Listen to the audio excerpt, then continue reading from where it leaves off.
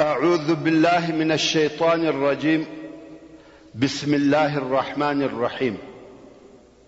إن الحمد لله نحمده ونستعينه ونستغفره ونعوذ بالله من شرور أنفسنا ومن سيئات أعمالنا.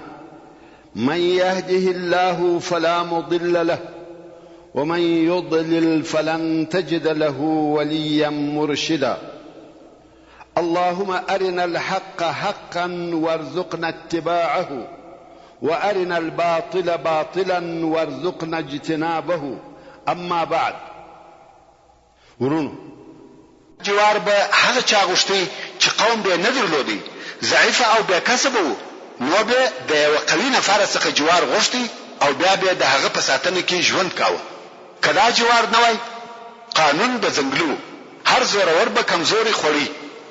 رسول الله صلی الله علیه و آله وسلم قوم درلودي، مګر خپل قوم تکلیف او آزار ورکاوه، او هغه د صلی الله علیه و آله وسلم څخه چې دفاع کول د اکا ابو طالب هم وفات شوی دی. نو ځکه اوس د بل چا څخه جوار غواړي، ځکه کله یو قوي سړي جوار نیوي، هر رزل او باش او لچک ود صلی الله علیه و آله وسلم ته اهانت او سپکتیا ورسولای شي.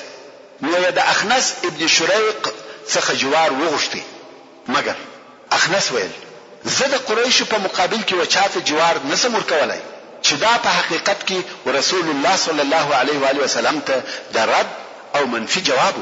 او بیا رسول الله صلی الله علیه و آله وسلم فکر وهي چې د قریشو د سردارانو څخه به څوک ودته جوار ورکړي. نو یو سهیل ابن عمرو ته نفر ولېږي. سهیل هغه څوک دی چې د حدیبیه صلح ولیکل او د مکه مکرمه د سردارانو څخه دی. نو رسول الله صلی الله علیه و آله وسلم دغه سهیل څخه جوار وغوښتي. سهیل ویل زه د بنی عامر څخه او بنی عامر پر بنی کعب جوار نور کوي. د سهیل د طرفه هم د رد او منفي جواب راغلی. رسول الله صلی الله علیه و آله وسلم فکر کوي چې څوک بس ما ساتنه پر ذمہ واخلي. دا یو مطعم ابن عدی ته نفر ولېږي. که څه هم دغه مطعم د اسلام ډیر شدید دشمن وو، مګر بیا هم د شرف او عزت موضوع ودته ډیر اهمیت درلودي. نو کوم وخت چې ودته وویل سو چې رسول الله صلی الله علیه و آله وسلم ستاسو جوار غواړي، دی هم موافق سو، ویل شدی. ورسول الله صلی الله علیه و آله وسلم ته حال ولېږي چې هو ته زما په جوار کې یې ساتم دي. نو خپل قوم او زامن را وغوښته، ویل اسلحه مو درواخلي او د کعبه شریفه پر کنجانو ودرېږي. ما و محمد صلی الله علیه و آله وسلم ته جوار ورکړی دي. او بیا رسول الله صلی الله علیه و آله وسلم ته نفر ولېږي چې مکه مکرمه ته داخل شي. نو رسول الله صلی الله علیه و آله وسلم د زید ابن حارثه رضی الله تعالی عنه سره و مکه مکرمه ته داخل شو، ترڅو چې و مسجد الحرام ته ورسېدی.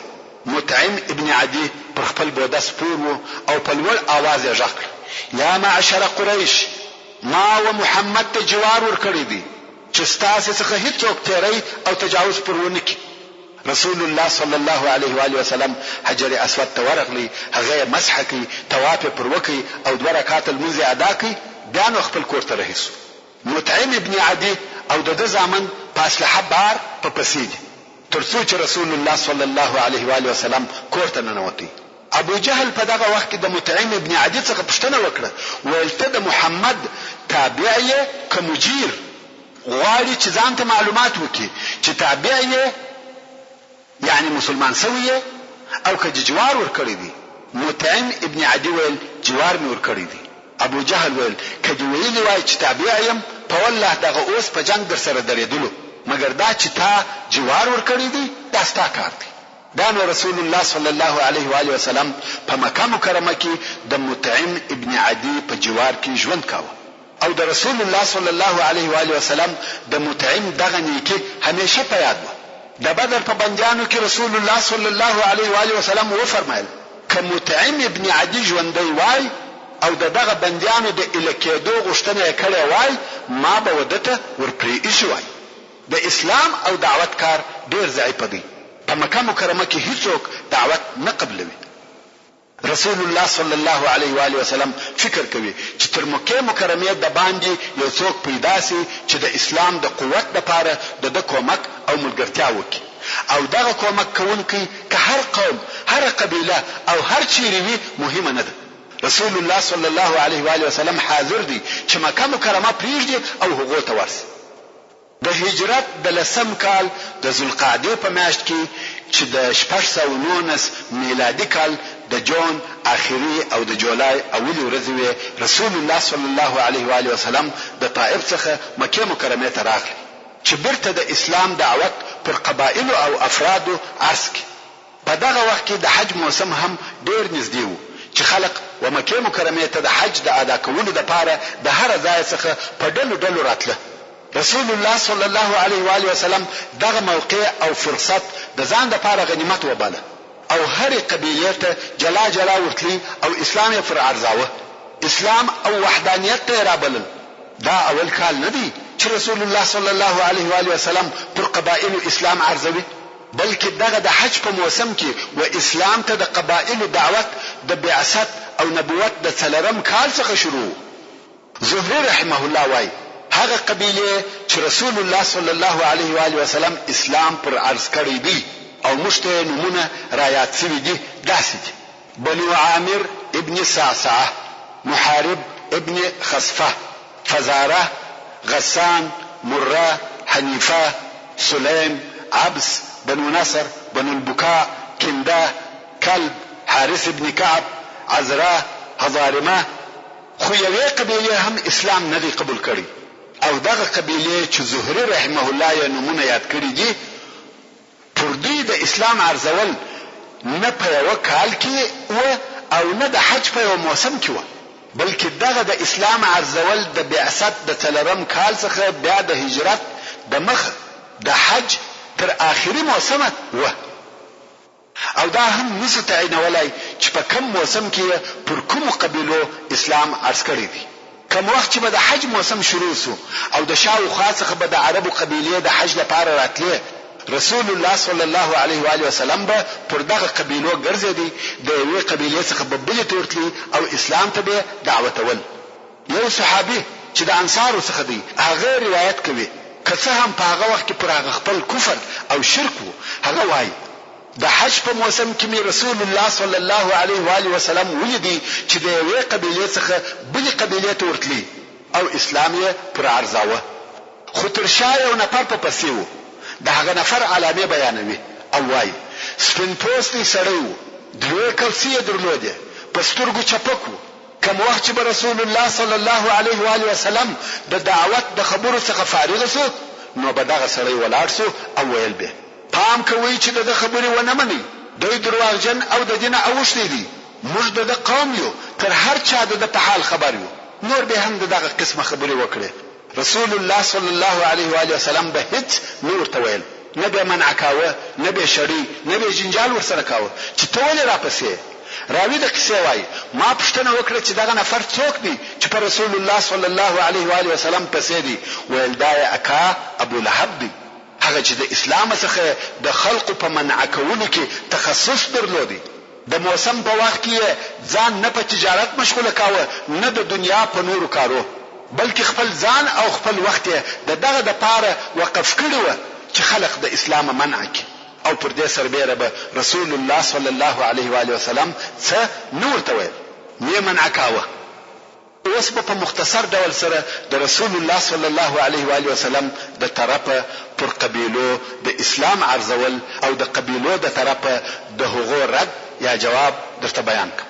اول، رسول الله صلی الله علیه و آله وسلم د بني کلب د قبیلې و یو شاخ ته ورغلی چې بنو عبد الله ورته ویل کېده او ورته فرمایل یا بني عبد الله، الله عز وجل ستاسو د نیکه نوم ښه نوم ایښی دی، اسلام او د الله وحدانیت قبول کړي.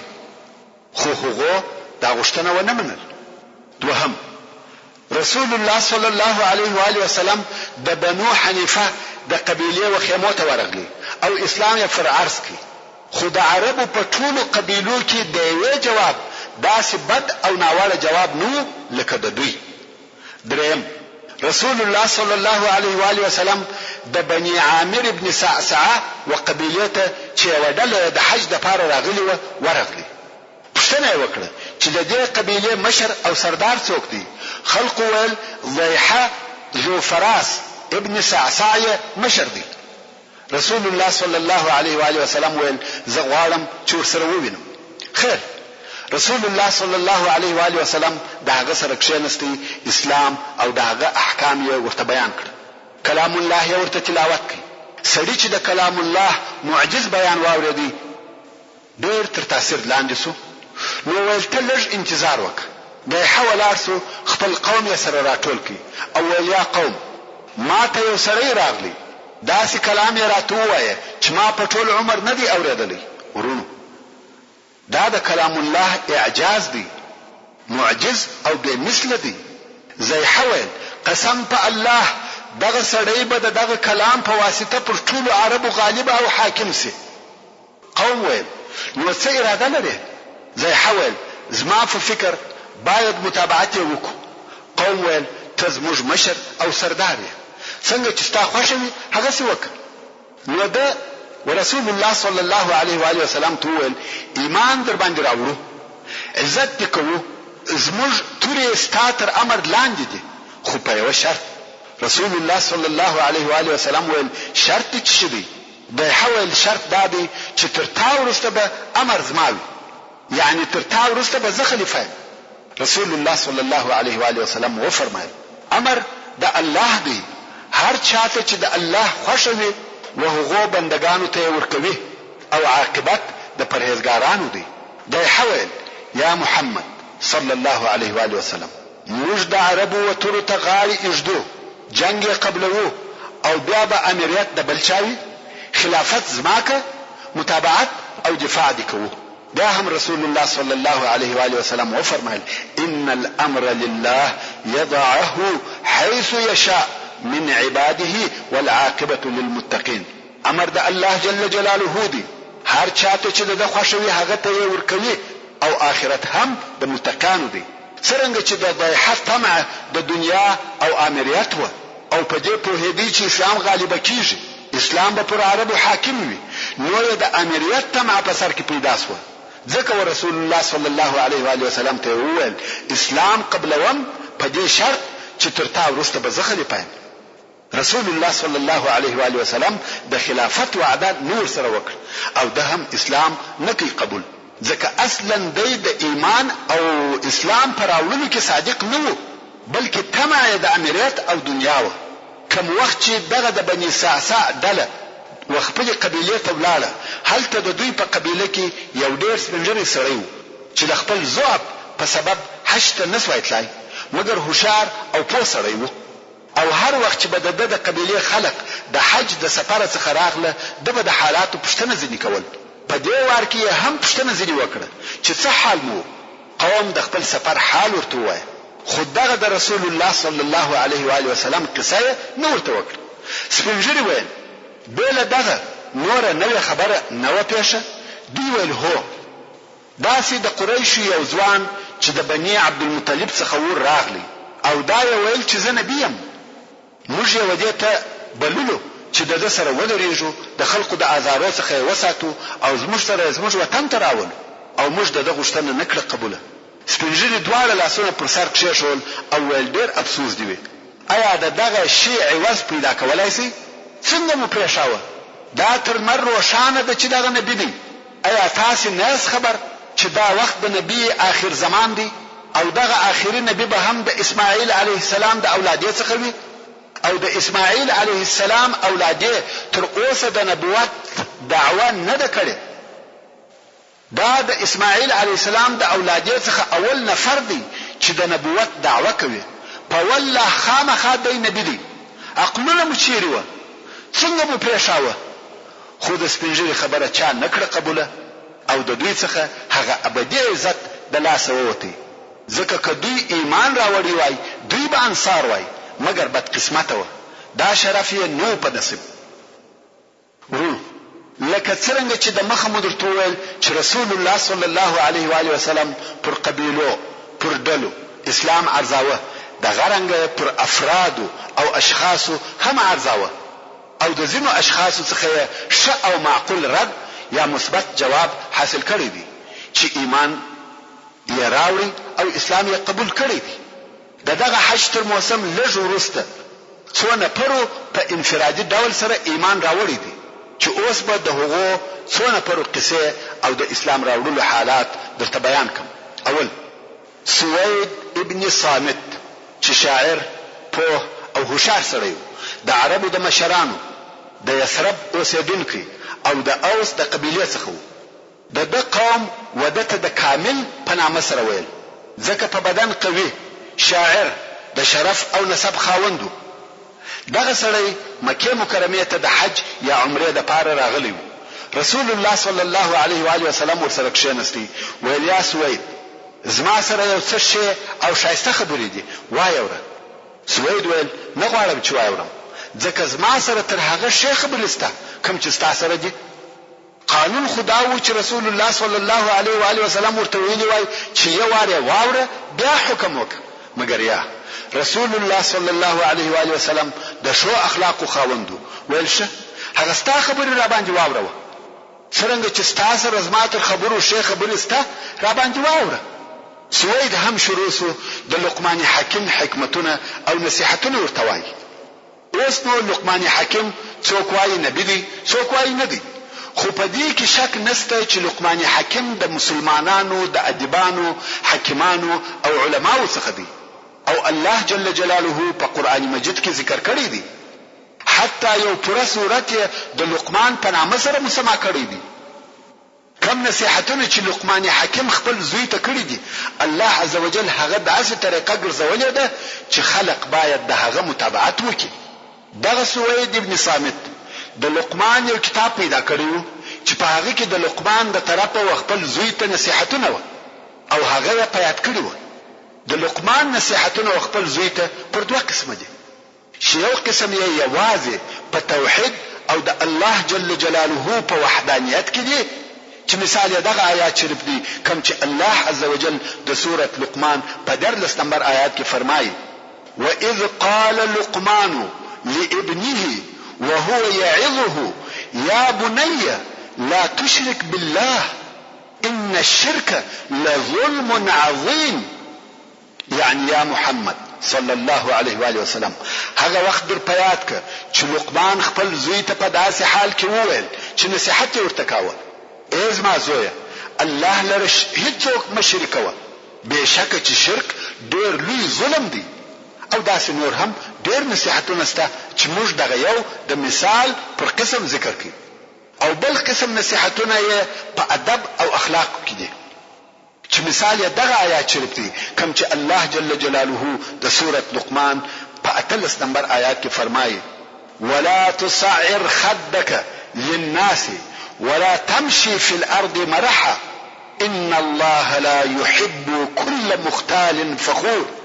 او خلق ته کبر او غرور سره مګوره او پمځکه کې پناز او نخرو تګ مکوه بشکه چې الله هر کبرجن او فخر کوونکی نه خوشوي. دا نور هم ډیر مثالونه سته. مقصد دا چې د لقمان نصيحتونه هم په توحید کې او هم په اخلاقو کې مګر خلق هغه نصيحتونه په یادول او استعمالول کوم چې په ادب او اخلاقو کې و. د توحید او عقیده نصيحتونه پرې ایښو. د سوید سره هم د لقمان هغه نصيحتونه موجود و چې یوازې د اخلاق او ادب په اړه کې و. اوس نو بیا دغه نصيحتونه بشري او انساني خبرې وي په لهجه او اصطلاح د انسانانو و. د الهي کلام اعجاز نو پکښ موجود مگر الله جل جلاله که په قران مجید کې د یو انسان خبرې را نقلوي او بیانوي بیا هم لفظ او لهجه د الهي کلام وي. اعجاز پکښ موجود وي. مثلا الله عز وجل په قران مجید کې هغه خبر راته بیانوي چې میږي کړی دي خو لفظ او لهجه هغه د میږي د خبرو نه ده بلکې الهي لهجه ده. معجز کلام دی او اعجاز پکښ موجود دی. د سوید سره هم د لقمان حکیم نصيحتونه او کلام موجود و مگر د بشر په لهجه او اصطلاح سره و. هغه اعجاز چې په کلام الله کې موجود دی د هغه څخه خالی و. کوم وخت چې سوید د خپل خبرو څخه فارغ سو رسول الله صلی الله علیه و آله وسلم ورته ویل دا شی خبرې وي مګر ما سره تر دغه بهتره خبرې سته. عیناً هغه خبره ورته وکړه چې په اول کې سوید و د صلی الله علیه و آله وسلم ته کړه و. سوید په تعجب کې سو. د اول وار د پاره یو څوک ورته وایي چې ما سره تر دغه بهتري خبرې سته. په پخوا کې عادت داسې و چې یو چا به د لقمان خبرې واورېدې دا یې نسوای ویلی چې ما سره تر دې شی خبرې سته. دا نو رسول الله صلی الله علیه و آله وسلم کلام الله ورته ووایه. د قرآن مجید آیاتونه ورته وایي. کوم وخت چې رسول الله صلی الله علیه و آله وسلم د آیاتو د ویلو څخه فارغ شو سوید هم ویل دا شی خبرې وي او دا جمله نکړه پر اضافه چې زما سره تر دغه شی خبرې سته. مګر پر دغه سربېره هم په دغه وخت کې ایمان نه راوړي خو بیا په وروسته کې چې اسلام مدینه منورې ته داخل شو سوید هم مسلمان شو او د رسول الله صلی الله علیه و آله وسلم تر هجرت د مخه وفات شو. او څوک وایي چې د بعاث په جنگ کې د خزرج د قبیلې د طرفه ووجل شو او قوم به ویل چې سوید مسلمان ووجل شو والله اعلم. دوهم ایاس ابن معاذ چې نوې ځوان د یثرب د اوسیدونکو او د اوس د قبیلې څخه و. د ایمان راوړلو قصه داسې وه. په یثرب یا مدینه منوره کې پر یهودو سربېره د عربو دوې قبیلې اوسېدلې چې یوه د اوس قبیله او بله د خزرج قبیله وه او د دې دوو قبیلو په مابین کې به همیشه جنګونه کېده او د اوس قبیله نسبت د خزرج و قبیلې ته د نفرو په شمېر یو څه کمه او لږ وه. او په دغه وختو کې چې د بعثت یا نبوت د 11 کال شروع وه هلته په یثرب کې دغه دوو قبیلو په مابین کې د دشمنی اورونه بل وه چې دا د هغه مشهوره جنگ یعنی د جنگ بعاث د شروع مقدمه وه. په دغه وخت کې د اوس قبیله چې د شمیر په حساب د خزرج تر قبیله لږ وه یو ډله د مکه مکرمه او قریش ته ولېږل چې د خزرج په مقابل کې زموږ سره اتحاد او اتفاق وکړي زموږ معاهدین او کومکان سي. کوم وخت چې رسول الله صلی الله علیه و آله وسلم په دغه ډله خبر سو چې مکه مکرمه ته راغلی ده نو ورغلی او ورته ویل ایا تر دغه شی چې تاسو د هغه د پاره راغلی یاست ښه او بهتر شی دروښیم؟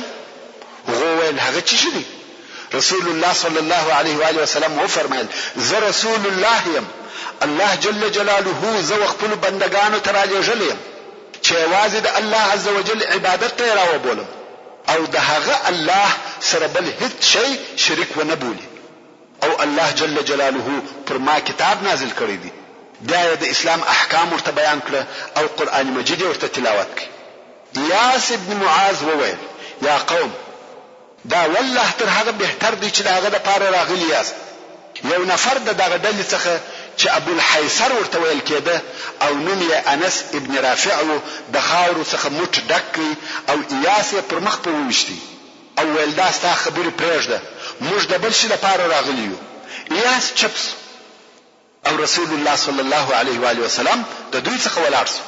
دا ډله بیل دې څخه چې د قریشو ملګرتیا لاس ته راوړي بیرته په خالی لاس مدینه منورې ته ولاړه.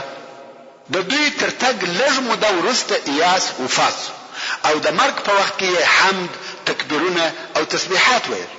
بیا نو خلکو په دې کې شک نه درلودي چې ایاس مسلمان مړ شو. دریم ابو ذر الغفاری رضی الله تعالی عنه ورونو ابو ذر رضی الله تعالی عنه اول نفر دی چې د مکه مکرمه د باندې څخه مسلمانېږي. حتی داسې هم ویل کېږي چې 15 نفر و چې مسلمان شو خو په دې کې شک نشته چې ابو ذر رضی الله تعالی عنه د هغه اول مسلمانانو څخه دی. د اسلام په شروع کې په اسلام مشرف شوی دی.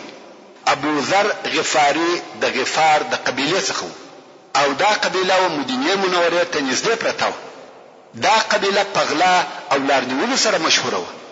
دې قبیله حرام میاشتې حلالولې یعنی په حرام میاشتو کې هم جنگ او تجاوزونه کول. خو په خپل ابو ذر رضی الله تعالی عنه د هغه خلکو څخه و چې د شرک د اعمالو څخه بیزاره او موحد و. پر دې سربېره په حق دین پسې ګرځېدی. د مخه تر اسلام راوړلو یې الله جل جلاله ته لمونځ کاوه. خو د ابو ذر رضی الله تعالی عنه د اسلام راوړلو د قصې روایتونه یو د بل سره لږ څه فرق لري. او زه دلته هغه روایت را نقلوم چې امام احمد رحمه الله په خپل مسند کې د ابو ذر رضی الله تعالی عنہ څخه په سند سره را نقلوي.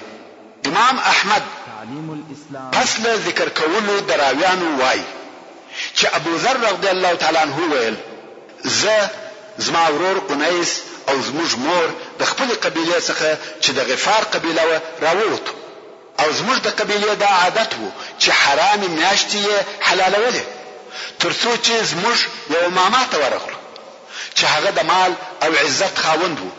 زموږ ماما زموږ عزت وکي او ښه معامله را سره وکړه خو د هغه د قوم زموږ سره حسد پیدا شو چې دا بیا څوک دي چې دلته راغلی او ما ته وویل کوم وخت چې ته د خپل اهل څخه راوتلې او نیس به د خپل کورنۍ ته پېښې وای په دغه وخت کې زموږ ماما راغلی موږ هغه د قوم حال ورته وای داسې معلومه ده چې ده هم دغه فکر وو. نو موږ ورته ویل هغه نیکی چې د مخه را سره کړی وي هغه د عبث او ضایع کړي بیا به هیڅ کله ستا مخ ونه وینو. نو موږ هغه خپل اوشانو تور ولاړ سو او خپل شیان مو پر بار کړ. ماما مو سر په پټو کې پټ کړي او ژړلې او موږ رهیسو څو مکه مکرمه ته نږدې سو. ابو ذر رضی الله تعالی عنہ و دغه سړی ته چې قصه ورته کوي ورته وایي ای وراره د مخه تر دې چې زه د رسول الله صلی الله علیه و آله وسلم سره ومنم ما 3 کاله المنځ کاوه. هغه ورته ویل چاته دي کاوه؟ ول الله ته.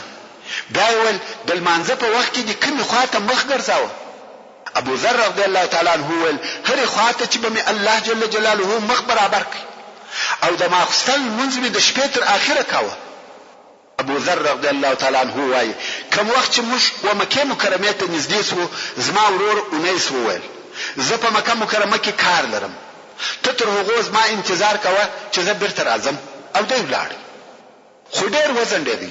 کوم وخت چې راغلی ما ویل ولې وزندېدی؟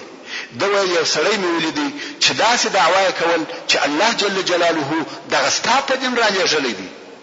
وایي ما ورته ویل چې خلقو د ده په باره کې څه ویل؟ ورور مې ویل خلقو ویل چې شاعر ساحر او کاهن دی. ابو ذر رضی الله تعالی عنہ وایي زما ورور انیس شاعر او انیس په سزاته کړه ما د کاهنانو خبرې اوریدلې دي د هغو پر قسم خبرې نه کولې او د قول مې د شعر په ترازو کې واچاوه په والله هیڅوک به دا ونه وایي چې دا شعر دی په والله دی صادق دی او خلق درواغ وایي. ابو ذر وایي ما خپل ورور ته ویل آیا ته تر هغو زما انتظار کوي چې زه ورسم او په خپل ووینم؟ ورور مې ویل هو مګر د اهل مکه سره ډېر احتیاط کوه چې دوی د سره دښمنی کوي او څوک نور پریږدي. ابو ذر رضی الله تعالی عنہ وایي زه رهیس وم ترڅو مکه مکرمه ته ورسېدم. هلته مې کتل یو ضعیف سړی یعنی خوار او اسکرلی سړی مې پیدا کړ او د هغه څخه پوښتنه وکړه هغه څوک چې تاسو وایست د دین اوښتې دي چیرې دي؟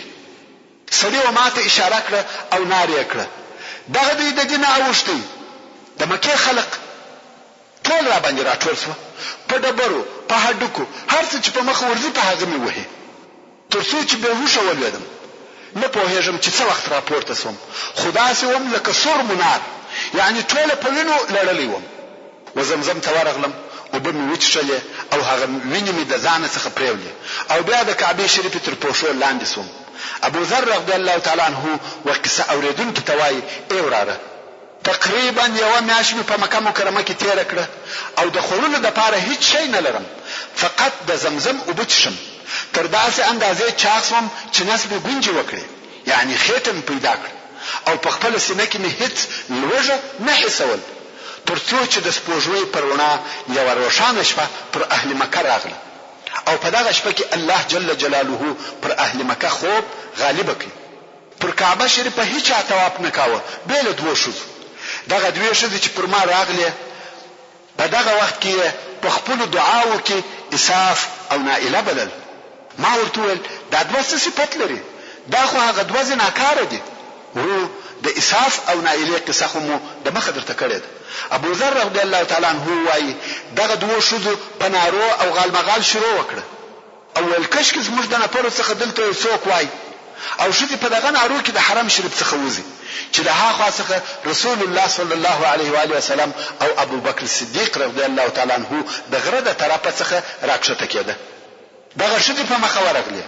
د شود څخه پښتنه وکړه څه درته پېښه ده؟ شود ویل د کعبه شریفه تر پوښو لاندې یو د دینه اوښتي سړی دی. دوی ویل څه ویل؟ شود وایي دا څه خبره وکړه چې خله پټه کیږي. یعنی ډېر لوی خبره وکړه. ابو ذر رضی الله تعالی عنہ وایي دا رسول الله صلی الله علیه و آله وسلم او د ملګری راغله حجر اسود مسح کوي پر کعبه شریفه طواف وکي او المنځ وکي. معلومه خبره ده چې ابو ذر رضی الله تعالی عنہ د دغه منځ څخه پوسو چې دا هغه د مطلب سړی دی. ابو ذر رضی الله تعالی عنہ وایي زه ورغلم او اول هغه څوک وم چې د اسلام په تحیه سره می تحیه ورته ویل. یعنی ورته ویل السلام علیکم. رسول الله صلی الله علیه و آله وسلم راتول علیک ورحمت الله. اول د کوم ځای؟ ما ورته ویل د غفار د قبیله. رسول الله صلی الله علیه و آله وسلم لاس پر تندې کښېښاو. ابو ذر رضی الله تعالی عنہ وایي ما د ځان سره وویل لکه چې دا یې نسو خوښه چې ما د ځان نسبت د غفار و قبیله ته وکړي. دا اراده مې وکړه چې لاس یې ونیسم، خو د ملګری چې د رسول الله صلی الله علیه و آله وسلم په عادت تر ما ډېر خبر وو او پوهېدی، زه منع کړم. دا رسول الله صلی الله علیه و آله وسلم راتول د څونه مودې څخه دلته اوسېږي؟ ما ویل تقریبا د 10 شپو او ورځو په مابین کې. نو ویل چا خواړه درکول؟ ما ویل خواړه مې نه درلوده، فقط د زمزم اوبه مې څښلې او زه په چاغ سوم، حتی خېټه مې وکړه او په سینه کې مې هم هیڅ لوږه نه ده حس کړې. رسول الله صلی الله علیه و آله وسلم وفرمایل هو دا مبارکي اوبه دي او دا اوبه د وږې سړي غذا ده. ابو بکر صدیق رضی الله تعالی عنہ ویل یا رسول الله اجازه راکړه چې نن شپه زه ودته خواړه ورکم. رسول الله صلی الله علیه و آله وسلم وفرمایل هو وريك. دا نو رسول الله صلی الله علیه و آله وسلم او ابو بکر صدیق رضی الله تعالی عنہ رئیس او زه هم ورسره ملګری شوم. ترڅو چې ابو بکر رضی الله تعالی عنہ یو دروازه خلاص کړه او مشته د طائف د اسکو څخه په موټانو راکړه. ابو ذر رضی الله تعالی عنہ وایي دا نو هغه اول خواړه چې ما په مکه کې وخوړه او څونه چې الله جل جلاله راته مقرره کړی و هغه نه په مکه کې پاتې سوم. او بیا رسول الله صلی الله علیه و آله وسلم راته وویل زه یو داسم ځکه ته به ول کېږم چې ډیر خرماوي لري او زه ګمان نه کوم چې بل زاجي وي بل اسربه. آیا ته ستاو قوم ته زما د طرفه تبلیغ او دعوت کوي؟ شاید الله جل جلاله پتا سره دوی ته نفع ورسوي او تا ته د دوی په سبب اجر او ثواب درکړي. ابو ذر رضی الله تعالی عنہ وایي د مکه مکرمه څخه رئیس وم ترڅو چې و اونیس ته ورغلم. هغه راته ویل څه دی وکړه؟ ما ویل زه مسلمان سوم او د هغه سړي تصدیق مې وکړ. اونیس ویل زه هم نه غواړم چې بیل استاد دین څخه بل دین اختیار کم، زه هم مسلمان یم او د رسول الله صلی الله علیه و آله وسلم تصدیق کوم. دا موږ دواړه زموږ مور ته ورغلو، هغه ته خپل دین او حال وای. هغه ویل زه هم ستاسو د دین څخه مخالفت نه کوم، زه هم مسلمان یم او هغه څه منم چې رسول الله صلی الله علیه و آله وسلم یې وای. نو موږ دغه ځای څخه رئیس وو چې خپل قوم او د غفار قبیله ته ورسېدو او هلته مو په دعوت شروع وکړه. د مخه تر دې چې رسول الله صلی الله علیه و آله وسلم مدینه منوره ته راسي زموږ د قوم ځینې خلق مسلمانان سو او ځینې ویل کوم وخت چې رسول الله صلی الله علیه و آله وسلم مدینه منوره ته راسي موږ مسلمانان کیږو. کوم وخت چې بیا رسول الله صلی الله علیه و آله وسلم مدینه منوره ته راغلی هغه نور پاتو خلق هم ایمان راوړي او بیا د اسلم قبیله چې غفار ته نږدې ور راغله. ویل یا رسول الله موږ هم پر هغه شی ایمان راوړی دي کوم چې موږ ورونو پر راوړی دي. د اسلم قبیله هم مسلمانان سو او رسول الله صلی الله علیه و آله وسلم وفرمایل غفار غفر الله لها واسلم سالمها الله. ورونو اوس به تاسو په دغه قصه او هغه قصه کې چې ما په هغه اول نشر شوی سیرت کې بیان کړی ده یو څه فرق وویني، خو په حقیقت کې دا فرق نه دی، ځکه د هغې قصې جزئیات ټوله په دغه قصه کې راتلای سي چې ابوذر رضی الله تعالی عنه څنګه د ابن الارقم وکور ته ورغلی او څنګه اسلامي تعلیم حاصل کړي. خو د دې وار په قصه کې چې ما هغه تفصیل او جزئیات پرېښول هغه په دې سبب چې دا وار می فقط د حدیث شریف لفظ را نقل کړي، خو قصه ان شاء الله هغه قصه ده، والله اعلم. څلورم، طفیل ابن عمرو الدوسي چې په هوشار، شریف، شاعر او معتبر سړی و. د دوس د قبیلې رئیس او مشر و. د قبیله ډیره لو او د یمن پر ځینو منطقو امیر و. دغه طفیل ابن عمرو د بعثت په 11 کال کې د حج یا عمره لپاره مکه مکرمه ته راغلی. د مکه مکرمه قریش د تر رسیدلو د مخه د دوه استقبال او شراغلی تور ووته. د دوه ډیر احترام او اکرام وکړي ځکه د لوی قبیله مشر او سردار دی.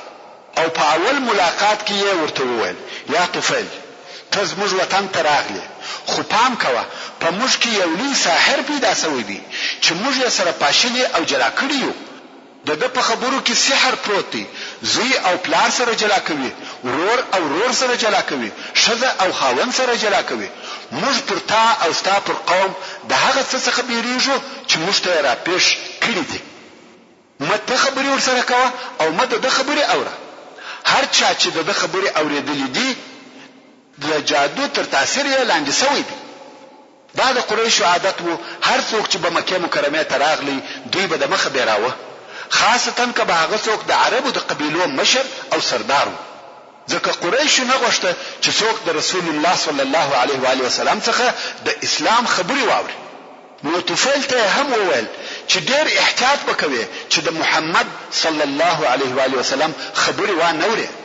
طفیل هم ډیر وبېریدی. طفیل وای دونه لا خبر راته وکړه چې د ځان سره می دا فیصله وکړه چې د څخه به هیڅ شی نه اورم او نه به خبري ورسره کوم. په سهار کې چې مسجد الحرام ته تلم په غوږو کې می پنبک شول. دا د دې لپاره چې په خطا کې د محمد صلی الله علیه و آله وسلم خبر را څخه وانه اوریدل سي. نو کوم وخت چې مسجد الحرام ته راووتم ومې لید چې رسول الله صلی الله علیه و آله وسلم د کعبه شریف سره ولاړ دی او لمونځ کوي او په لمانځه کې په لوړ आवाज قرأت وایي. زه طواف کوم او دته ګورم خو شی نه اورم ځکه غوږونه مې په پنبو پټ دي. خو د الله جل جلاله خوښه چې د محمد صلی الله علیه و آله وسلم څخه ځینې شی واورم او هغه مې شی خبري واورېدې. نو مې د ځان سره وویل یا طفیل ته هوښیار سړی یې، پوه، فصیح او شاعر یې، د ښه او بد فرق در باندې کیږي، صحیح او غلط سره پیژنې. تر دغه نو زیات د انسان لپاره چې شي پکار دي او اوس بیریږي چې خبري وانه اورم او بیا د قوم مشر یې ستا سره بیره نه ده پکار. غوږ ورته ونیسه، کې خبرې شوې قبول یې که او کې خبرې عبث او بېهوده وي پرېږده.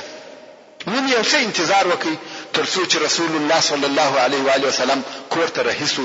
زه هم په پسې سوم تر څو چې کور ته ننوتی. زه هم پسې ورغلم او هلته مې د خپل راتګ قصه ورته وکړه. دا مې هم ورته وویل چې خلقو څونه ستا څخه او ستا د خبرو د اورېدلو څخه بیرولی وم تر داسې اندازې چې غوږونه مې په پنبو بند کړه او بیا مې ستا یو څه خبرې واورېدې او اوس دغه ستا خبرې او کار و ما ته بیان کړه. دغه ستا د دین خبرې راته وکړه، قرآن راته ووایه. طفیل وایي په والله هیڅ کله مې تر دغه شی خبرې نه وې اورېدلې او نه مې تر دغه د عدل کار لیدلی و. اسلام مې په زړه کې ځای ونیوی او زه مسلمان شوم. د شهادت کلمې مې وویلې. سبحان الله، د دوس د قبیله رئیس ایمان راوړي. دا څونه لو کامیابی ده. رسول الله صلی الله علیه و آله وسلم هم ډېر په خوشاله شو. دا خبر په مکه مکرمه کې نشر شو چې طفیل مسلمان شو. قریش ورخطا شو چې د دوس د قبیله رئیس هغه چې په عربو کې ډېره لو قبیله ده ایمان راوړي او ژر و طفیل ته راغله ویل یا طفیل اصابت یعنی د دین واوښتې. طفیل ویل یا بلکې مسلمان شوم او ویل اشهد ان لا اله الا الله واشهد ان محمدا رسول الله. قریش غوښته چې وی بیروي ویل موږ دې وژنو. طفیل ویل والله که تاسې ماته آزار راکړي د دوس قبیله به تاسې پرې نږدې څوک ما وهلی یا وژلی سي. د دوس ټوله قبیله پر ما ولاړه ده.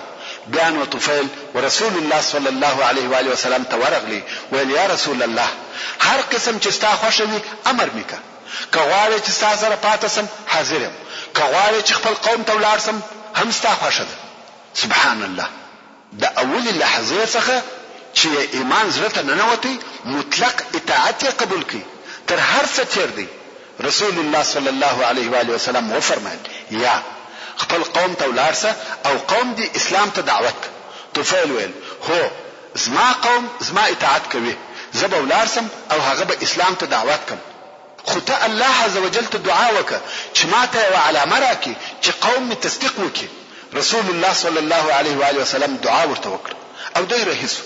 د شپې پر لارې رهیدي چې یو نور او روښنایي د دوو سترګو د مابین څخه راوځي او لار ورته روښانه کوي. دا هغه علامه و چې د رسول الله صلی الله علیه و آله وسلم د دعا په سبب الله عز وجل ورکړ. دوی الهي نه غواړم چې په مخ کې یو شی جوړ شي بیا به خلق وایي چې د بوتانو عبادت پرېښاوه هغه دغه په وکړ. ولې دا هم عجبه ده چې څوک رهیوي او د مخ څخه روښنایي راوځي. د خلقو د خبرو د پاره لار پیدا کیږي. د الله عز وجل په اراده دغه روښنایي د مخ څخه د دوه قمچینې یا چلاخې ته نقل شو. هغه قمچینه چې د اوش د تګ د پاره شورول د هغې څخه نور او روښنایي راوتل او د لار په لیده. کوم وخت چې طفیل خپل قوم او قبیله ته ورسېدی او خپل کور ته ننوتی هلته خپل اهل او کورنۍ پر راټول شو. ښځه، مور، پلار، خویندې او ورونه ټول ورته راغلل. مګر طفیل ورته وویل زما مخ او زما خبرې پر تاسې حرام دي تر څو تاسې د محمد صلی الله علیه و آله وسلم و دین ته داخل نسی. هو ویل د محمد صلی الله علیه و آله وسلم دین څنګه او څه شي دی؟ طفیل اسلام او د هغه عقیده ورته بیان کړ او د طفیل هغه نږدې دوستان او اقربا ټول و اسلام ته داخل شو. مګر قوم یې په ایمان راوړلو کې ځنډ وکړي. خو طفیل په خپل قوم او قبیله کې خلق و اسلام ته دعوتوي او دې دعوت کلونه په بر کې ونیوه. څو په آخر کې ټول قوم مسلمان سو او د رسول الله صلی الله علیه و آله وسلم تر هجرت وروسته ټول قوم د بیعت لپاره مدینه منوره ته راوستي. د طفیل د اسلام راوړلو په سبب د دوس ټول قبیله مسلمانان سو. دا کار په اسلام کې لوړه درجه، عالی مقام او ډیر ثوابونه لري چې د یو سړي د کوشش او دعوت په نتیجه کې پوره قبیله مسلمانېږي. مګر د دعوت پوره کامیابی د رسول الله صلی الله علیه و آله وسلم تر هجرت وروسته و. د حدیبیه تر صلح وروسته په داسې حال کې مدینه منوره ته هجرت وکړي چې اویا یا اتیا کور د قوم هم ورسره و او په اسلام کې ډېر ښه امتحان ورکړي او د یمامه په ورځ شهید ووژل سو. انا لله وانا الیه راجعون. پنځم ضماد الازدی دی د یمن د از د قبیله څخه وو او د پرځینو عصبي مریضانو او لیونیانو دم او چوکاو. یو وخت مکه مکرمه ته د حج یا عمره د پاره راغلی. هلته د مکه مکرمه د بیباکانو او ناپوهانو څخه واورید چې محمد صلی الله علیه و آله وسلم لیونی دی. نو د ځان سره وویل که زه دغه سړي ته ورسم او دم پر وکم شاید الله عز وجل زما د دم په واسطه جوړ کړي. نو رسول الله صلی الله علیه و آله وسلم ته ورغلی ویل یا محمد صلی الله علیه و آله وسلم زه پر دغه مرزو دم کوم، ایا غواړې چې دم در باندې وکم؟ رسول الله صلی الله علیه و آله وسلم وفرمایل ان الحمد لله نحمده ونستعينه من يهده الله فلا مضل له ومن يضلله فلا هادي له واشهد ان لا اله الا الله وحده لا شريك له واشهد ان محمدا عبده ورسوله. اما بعد. ضماد الازدوال دا جمله بیارتوه رسول الله صلی الله علیه و آله وسلم درې واره نور ورته تکرار کړ. زماد ویل د کاهنانو خبرې مې اوریدلې دي، د ساحرانو خبرې مې اوریدلې دي، د شاعرانو شعر مې اوریدلې دي، خدا ستا پر قسم خبرې مې نه دي اوریدلې. د بحر تر قاموس لوري دي. لاس راکه چې پر اسلام بیعت تر سره وکم او بیا یې بیعت وکي او مسلمان سو. دغه قسم رسول الله صلی الله علیه و آله وسلم په دغه موده کې پر ډیرو افراد او اشخاصو په انفرادي ډول اسلام عرض کړی دی. لکه څرنګه چې د قبیلو جواب منفي و دغه رنګه د افرادو جوابونه هم منفي و خو د ځینو جواب به ډېر شدید او زړه دردونکی و د هغو و بیانولو او ذکر کولو ته ضرورت نه وینم خو فقط دغه یوه قصه د مثال او نمونې پر قسم درته بیانوم یو نفر چې د عربو د پهلوانانو څخه و چې نوم یې رکانه و لوی او مشهوره غیږباز و چا نو غزار کړی ورسول الله صلی الله علیه و آله وسلم تراغلی ویل یا محمد ته وایې چې زه نبی یم که دې زه غزار کړم ته صادق یې سبحان الله د نبوت او غیږبازي سره څه خدا د دې خلقو جهالت و رکانه لوی پهلوان دی چا نه دی غزار کړی وایي که دې زه غزار کړم ته صادق یې رسول الله صلی الله علیه و آله وسلم ویل شدی او ولارس په لږ وخت کې رکانه غزار کوي رکانه په تعجب کې سو د اول وار د پاره غزارېږي تر اوسه چا نه دی غزار کړی ویل یو وار بیا راسه بیا ورغلی بیا یې غزار کوي ویل یو وار لا بیا راسه بیا ورغلی دریم وار یې بیا غزار کوي ویل والله دا عجبه خبره ده مګر تر هغو ایمان نه در باندې راوړم چې دغه درخت خبرې ونه کړي رسول الله صلی الله علیه و آله وسلم د درخت څخه پوښتنه وکړه چې زه څوک یم درخت ویل اشهد ان لا اله الا الله واشهد انك رسول الله د رکانه په حضور هغه درخت هم خبرې وکړه رکانه ویل والله ته ساحر او جادوګر یې دا دغه یو نفر حال و کفارو ته یوازې دا نه چې قرآن مجید معجزه و بلکې معجزات داسې معجزې چې په سترګو لیدل کېدې